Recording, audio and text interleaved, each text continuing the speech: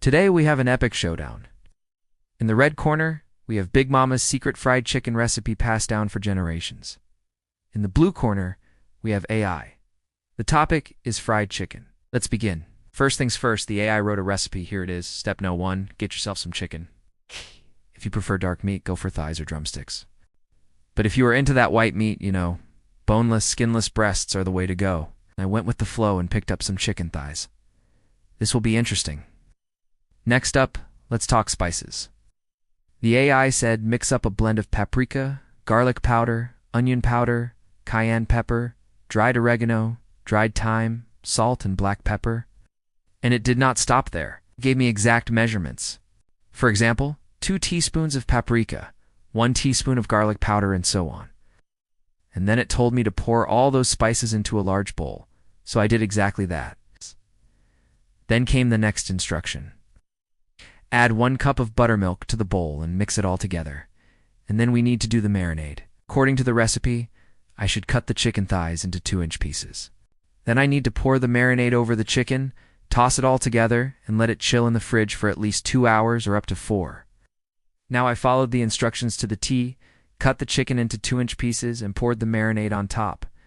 This looks like a normal chicken marinade. It's maybe too thick, but we'll see later.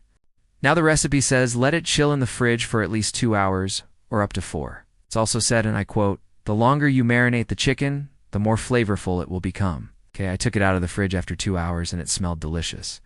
But it was time to put my taste buds to the test. And to be honest, I was kind of scared. What if it's horrible? I mean, I love spicy food, but this was a different level. First bite, I was in shock. It was extremely spicy. And then I realized the reason why. 1 ingredient, cayenne pepper. If you don't know what that is, it's a super spicy pepper that has a kick like no other. After recovering from that first bite, I had a few more and it grew on me. It was good. But can I say it was better than Big Mama's recipe? No way. Not even close. And look, I'm not trying to hate on the AI. I'm actually super impressed that it came up with this recipe on its own. But there's one thing I need to point out. AI is great at giving perfect instructions. Like every step was explained perfectly. But where it lacked was creativity and flavor. Cooking is an art form. It's supposed to be fun, creative, and most importantly, delicious. And I feel like the AI nailed the instructions but missed the mark when it came to flavor. But hey, who knows? Maybe it was just having an off day. Even the best chefs have their off days. So I decided to give the AI another chance. For that, we are going to need another recipe. So I asked the AI to write a simple pasta dish, and here's what it came up with. Step no.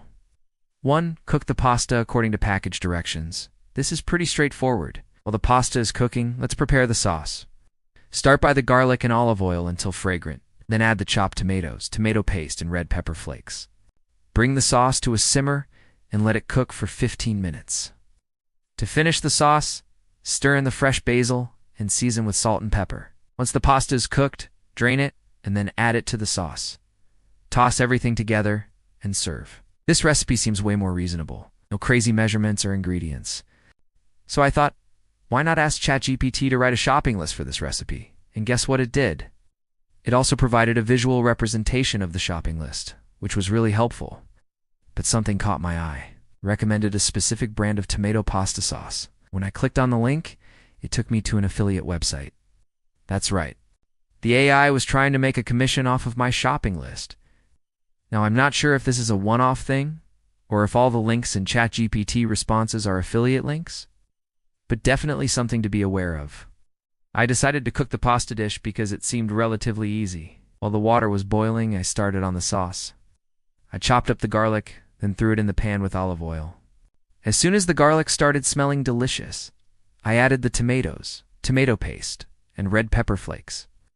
Next, I brought the sauce to a simmer and set a timer for 15 minutes. After 15 minutes, I stirred in the fresh basil and seasoned it with salt and pepper. And while the sauce was simmering, I cooked the pasta according to the package directions. Once the pasta was cooked, I drained it and tossed it into the sauce, and then it was ready to be served. Now it's time for the taste test. I took a big bite, and my taste buds exploded with flavor. It was amazing. I couldn't believe that the AI wrote this recipe. It was so delicious. In fact, I would say it was better than some of the pasta dishes I've had at restaurants. Now it's time for the ultimate showdown. AIVs. Chef, which one is the better cook? Well, the results are in, and you guys voted, and it's close. AI has 49% of the votes, and the chef has 51% of the votes. The winner is the chef. But hey, AI almost got it. Maybe with a few more tweaks, it can become the better cook. But for now, the title of the best cook goes to the chef. Thanks for watching, and see you in the next video.